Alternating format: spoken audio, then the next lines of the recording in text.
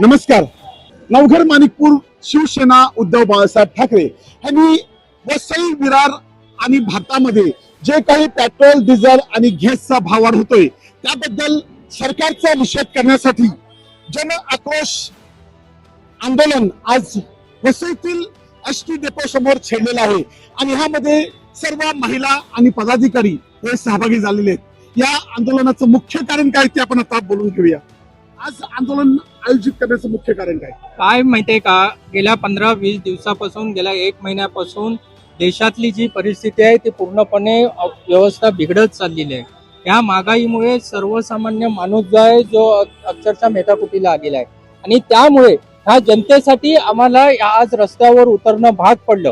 तुम्हाला माहिती आहे की फक्त डिझेल आणि पेट्रोलचीच दरवाढ झालेली नाही आणि ह्या दरवाढीमुळे सर्वसामान्य माणसाला ज्या मूलभूत ज्या सुविधा आहेत त्या सगळ्या महाग झालेल्या आहेत. ते मग तुमचे भाजीपाला असो, कडधान्य असो, तुमचा गॅस असो, अशी सगळ्या ज्या गोष्टी आहेत त्या महाग होत चाललेल्या आहेत आणि त्याच्यामुळे सर्वसामान्य नागरिक जो आहे तो अतिशय ह्या महागाईमुळे भरडला गेलेला आहे आणि त्यांच्यामुळे आम्हाला आज रस्त्यावर उतरावं लागतं.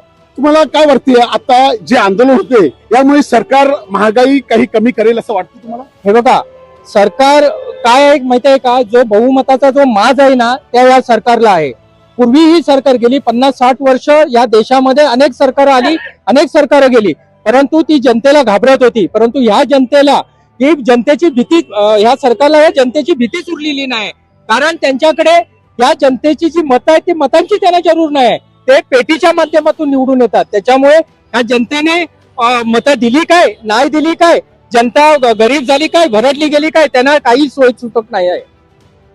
खरोखर जेव्हा गॅसचा भाव वाढतो आणि घरामध्ये जी चणचण होते ह्याचं कसं काय महिलांनी त्याच्या समोर जातात आणि महिलांच्या काय भावना आहेत या ऐकण्यासाठी आपण किरण मॅडमला विचारूया. मॅडम, तुम्ही काय सांगाल की आज जी महागाई वाढलेली आहे आणि सर्वांचाच भाव वाढत चाललेला आहे? हे बघा, पेट्रोल आणि डिझेलचे तर दर वाढलेलेच आहेत, पण जो CNG आहे, जे घरगुती गॅस आहे, याचे पण दर वाढलेले आहेत. आणि जेव्हा पेट्रोल डिझेलचे दर वाढतात तेव्हा सगळीच वाहतुकीचे दर वाढतात. त्या वाहतुकीत येणारे सगळे भाजीपाला आहे, ज्या जीवनावश्यक गोष्टी आहेत, औषधं असतील, शिक्षणाच्या वस्तू असतील, हे सगळंच महाग होतं. आणि मग आधीच नवऱ्याचा तुटपुंजा पगार, तुम्हाला माहिती आहे आज डिजिटल इंडिया म्हणजे नोकऱ्या वाढल्या पाहिजेत, पण इकडे मोठमोठ्या IT क्षेत्रातल्या आमच्या मुलांच्या नोकऱ्या कमी होत आहेत. आमच्या नवऱ्यांचे, भावांचे पगार वाढत नाहीयेत.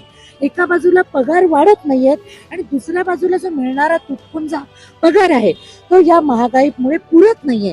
त्याच्यामुळे मुलांना नेमकं खायला द्यायचं काय, त्यांना नेमकं शिक्षण कुठपर्यंत द्यायचं, एखादा माणूस घरात आजारी पडला तर त्याच्यावर उपचार कसे करायचे, या सगळ्या प्रश्नाने आम्ही सर्व महिला त्रस्त आहोत.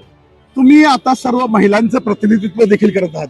घरामध्ये दूध, भाजी आणि जे काही घरामध्ये गॅसवरती शिजवण्यासाठी गॅस देखील लावायला तुम्ही आता जोपर्यंत दुसरं सामान होत नाही, एकत्र होत नाही, तोपर्यंत गॅस तुम्ही बंद ठेवता असं तुम्ही मागे बोलले.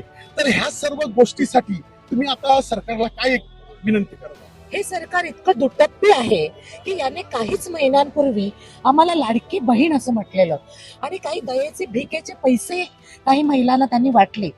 मग आज आमच्या महिलांवर महागाईमुळे जी परिस्थिती निर्माण झालेली आहे त्याला पण हे निर्लज्ज, नालायक सरकारच जबाबदार आहे असं मी संपूर्ण महिलांच्या वतीने जबाबदारीने बोलत आहे.